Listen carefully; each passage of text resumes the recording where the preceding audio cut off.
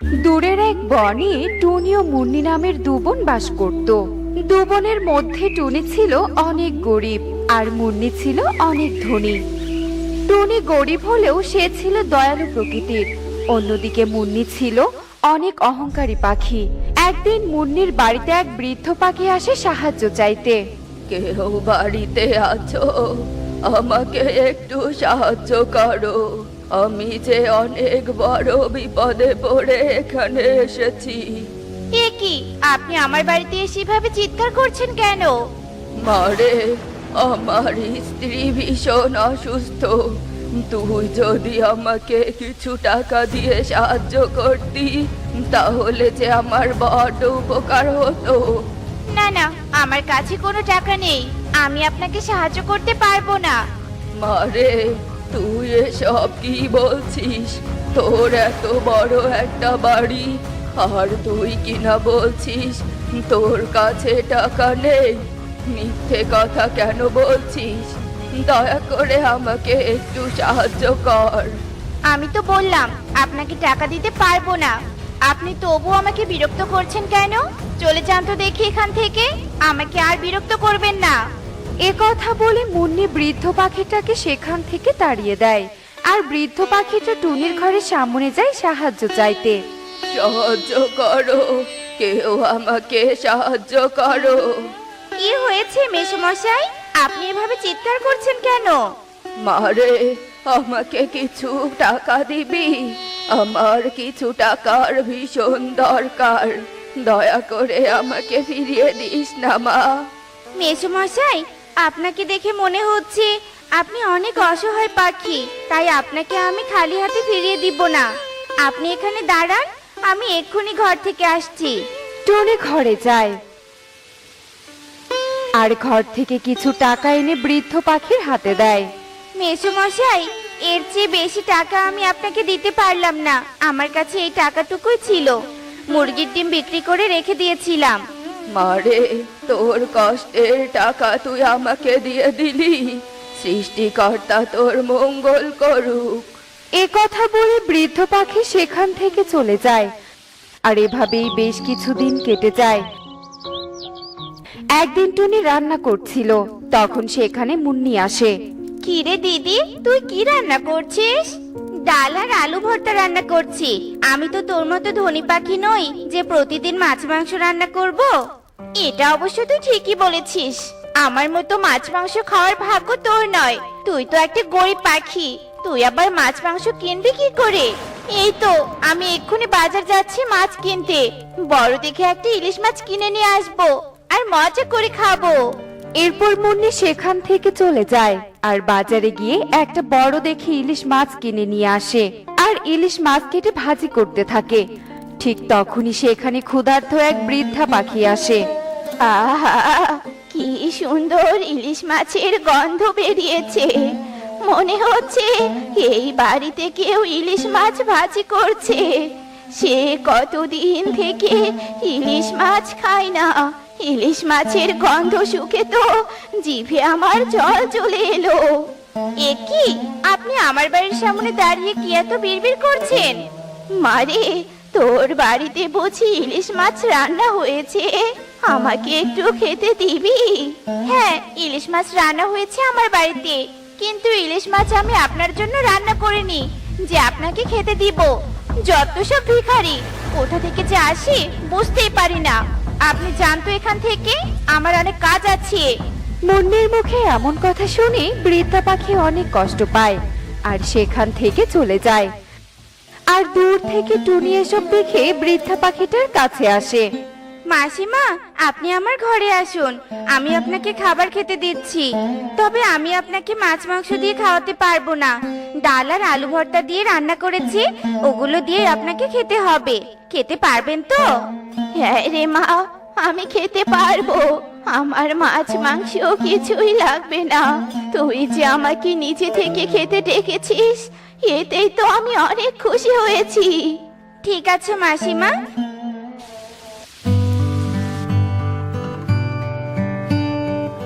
মারে, তুই আমার ক্ষুধা মেটালি, আমি তোকে খালি হাতে ফেরাবো না।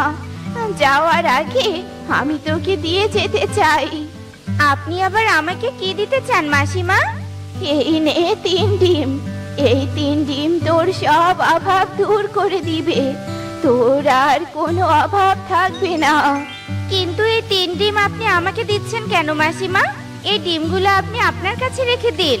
মারে, এখন আমার বয়স হয়ে এসেছে, এই 3 ডিম এখন আমার কোনো কাজে আসবে না।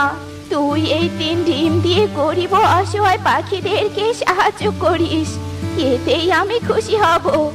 এবার আমি আসি রে মা, তুই ভালো থাকিস। এরপর বৃদ্ধা পাখি সেখান থেকে চলে যায়। আর এরপর থেকে 3 ডিমের কাছে টুনি যা চায় 3 ডিম টুনিকে তাই দেয়।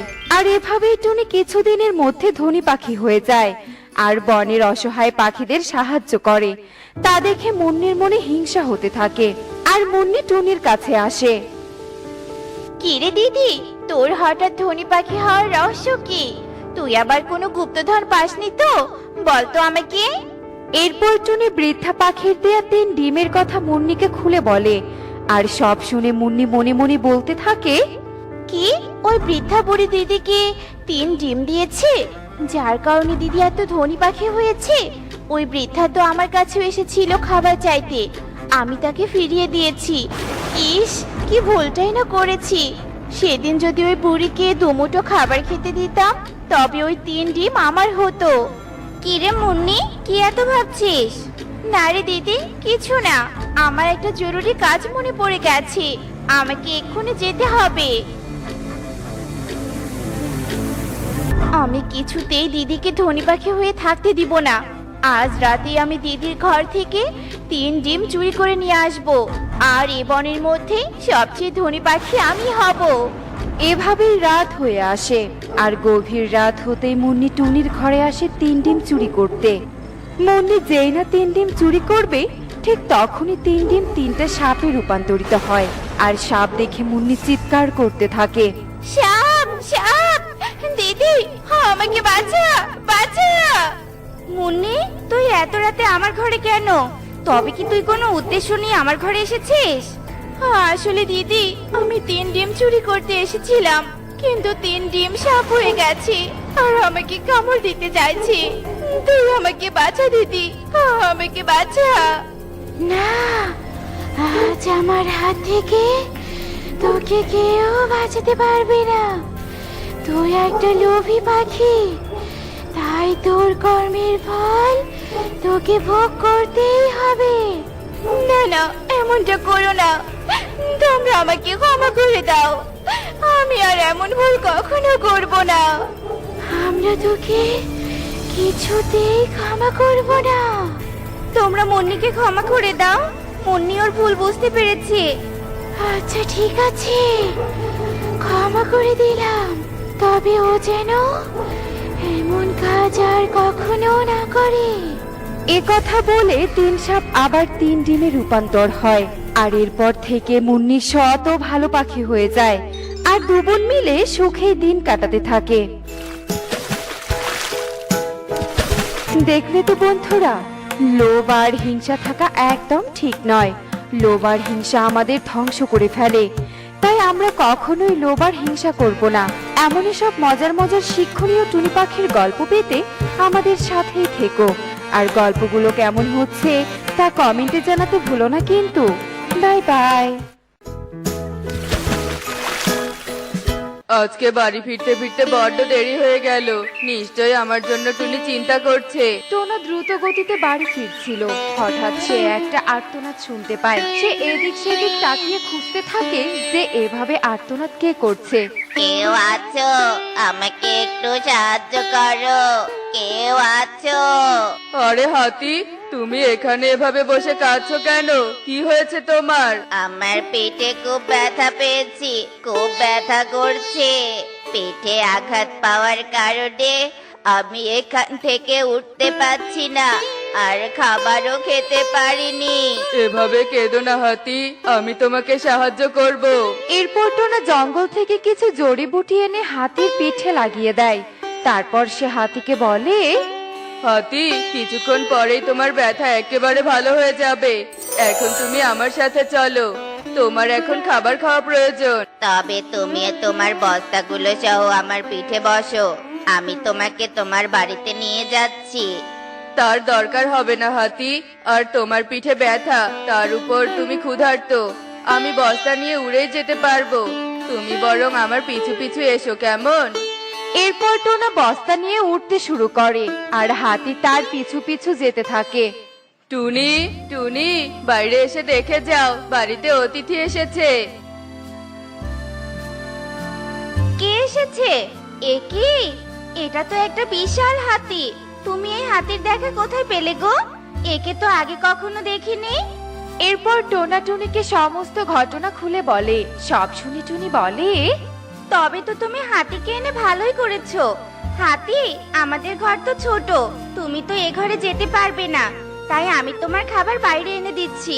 এই বলে টুনি ঘরে যায় আর হাতির জন্য বিশাল এক থালায় খাবার বাড়ে। কি মা, এত খাবার তুমি কার জন্য বাড়লে? আমাদের বাড়িতে এক অতিথি এসেছে, তাই তার জন্য খাবার নিয়ে যাচ্ছি। যে অতিথি এসেছে সে কি খুব খাদক? এত খাবার একা খাবে? চলো তো গিয়ে দেখি কে সেই অতিথি। এটা কি? এত বড় প্রাণী! বাবা, এটাকে তাড়িয়ে দাও। মা, লাঠি আনো, এ আমাদের ক্ষতি করে দিবে। আমার ভয় করছে। টুকি খুব ভয় পেয়ে যায়। হাতি, আমার মেয়ের কথায় তুমি কিছু মনে করো না, আসলে ও তোমাকে দেখে খুব ভয় পেয়েছে।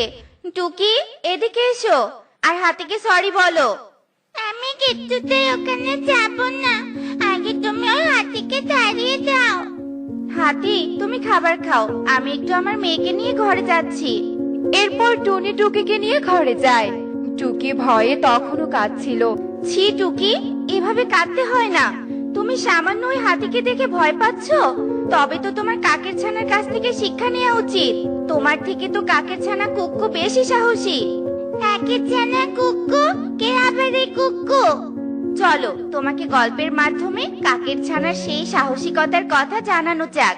বহুদিন আগের কথা, সুন্দরবনের একদম পাহাড়ের শেষ সীমান্তে কাকুলি নামের এক কাক তার ছোট্ট ছানা কুক্কুকে নিয়ে সুখে দিন কাটাতো। কাকুলি খুব ভালো রাঁধুনি ছিল, আর তার হাতের খাবারের প্রশংসা বনের সব পাখিরাই করত। খাবার ডেলিভারি করে কাকুলি তার সংসার চালাতো। কিন্তু হঠাৎ তাদের এই সুখের সংসারে অশুভ কালো ছায়া এসে পড়ে। তাদের বনে এক বিশাল আকারের দৈত্যের আগমন ঘটে। এবারে বনে আমি রাজত্ব করব। বনের পশু পাখি খেতে খেতে মুখে অরুচি ধরে গেছে। এ বনের সব থেকে ভালো রাঁধুনি হলো ওই কাকলি। তবে ওই কাকলি আমার খাবারের ব্যবস্থা করে দিবে। এরপর দৈত্য তার খাবারের ভার ওই কাকুলির উপর দেয়। মা, তুমি ওই দৈত্যের জন্য প্রতিদিন এত খাবার কেন তৈরি করো? এতে তো তোমার অনেক কষ্ট হয়, বলো। কি করব বল, ওই দৈত্য যে অনেক শক্তিশালী। ওর কথা মতো আমি যদি ওকে খাবার না দিই তবে যে ও তোকে খেয়ে ফেলবে। আর তুই যে আমার একমাত্র ছানা, আমি তোকে কোনো মতে হারাতে চাই না। তাই যতই কষ্ট হোক না কেন আমি দৈত্যের খাবারের ব্যবস্থা করি। এখন তাড়াতাড়ি ঘরে যা, ওই দৈত্যর যে আসার সময় হয়েছে।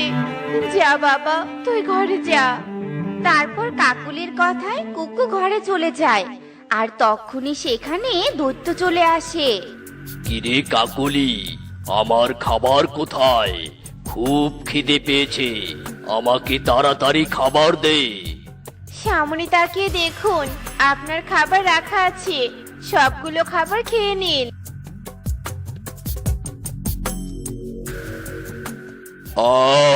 খাবারগুলো খুব সুস্বাদু ছিল, বড্ড তৃপ্তি পেলাম। কাল আমার জন্য বেশি করে মোরগ পোলাও রান্না করবি, বুঝেছিস? যদি তা না করিস তবে তোর ওই ছানাকে আমি আস্ত গিলে খাবো। না না, আপনি আমার ছেলেকে কিছুই করবেন না। আমি আপনাকে মোরগ পোলাও রেঁধে দিব, আপনি চিন্তা করবেন না। এরপর সেই দৈত্য সেখান থেকে চলে যায়, আর এদিকে কাকুলি মহা চিন্তায় পড়ে যায়। কেননা মোরগ পোলাও করতে অনেক টাকার প্রয়োজন। এত টাকা সে কোথায় পাবে? তারপর সে তার ঘরে থাকা মাটির ব্যাংকটি ভেঙে ফেলে আর সেখান থেকে যে টাকা পায় তা দিয়ে সে বাজার করে নিয়ে আসে।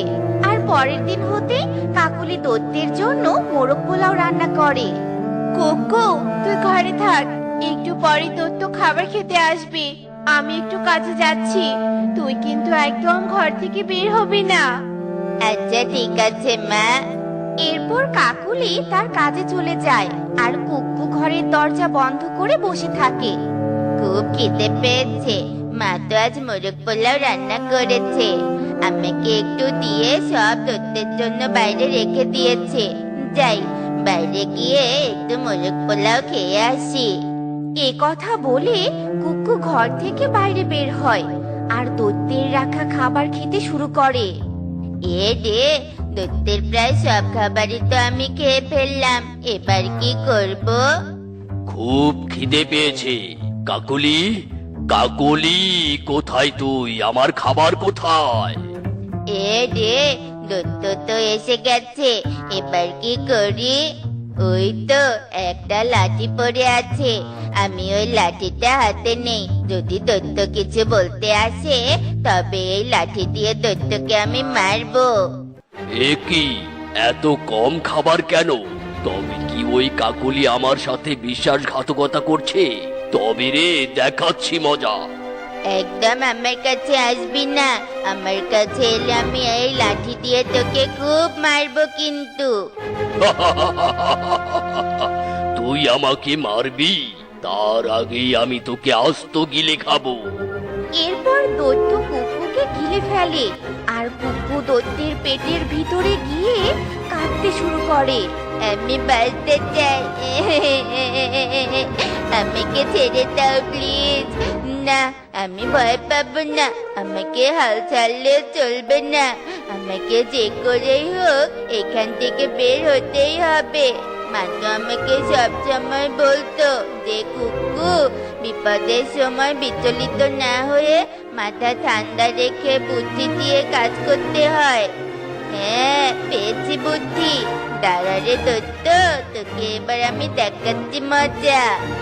এরপর কুকু তার হাতে থাকা লাঠিটা দিয়ে জোরে জোরে দত্তের পেটে গুঁতো দিতে থাকে আর দত্তের পেটে ব্যথা হতে শুরু করে।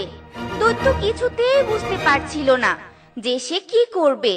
আর তখন কুকু ওই লাঠির সাহায্যে দত্তের পেট চিরে ফেলে আর পেট চিরে সে বাইরে বেরিয়ে আসে। আর কুকু আনন্দের সহিত তার মায়ের কাছে ফিরে যায়।